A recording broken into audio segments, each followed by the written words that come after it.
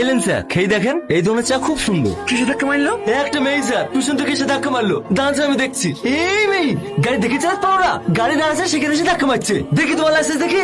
Licence নয় sir, sir আমাদের এখানেই বাড়ি, এটা প্রধানের বোন। প্রধানের বোন দেখে আইছে। প্রধানের বোন বলে মানুষের জীবনে খেলা খেলা লাইসেন্স পেয়ে গেছে নাকি? টনি তুমি তুমি পুলিশ অফিসার হয়ে গেছো? একজন গরিব ঘরের ছেলে পুলিশ অফিসার হয়েছে বলে তোমার খুব কষ্ট হয়েছে নাকি?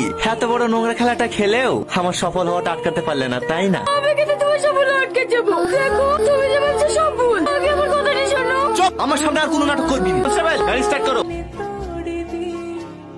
কি হলো, তুমি গাড়িতে উঠলে কেন? নামো। না নামবো না, 7 বছর ধরে তোমার লেগে আমি কষ্ট পাচ্ছি। আগে আমার সব কথা শুনবো, তারপর আমি গাড়ি থেকে নামবো। তোমার কথা শোনার মতো অত সময় আমার নাই। গাড়ি থেকে নামবা। না নামবো না, তুমি যতক্ষণ না আমার কথা শুনবো আমি গাড়িটাই বসে থাকবো। কনস্টেবল, হ্যাঁ হ্যাঁ স্যার, নেবো গাড়ি থেকে। স্যার ক্ষমতার গায়ে হাত দেবেন না, নামছি।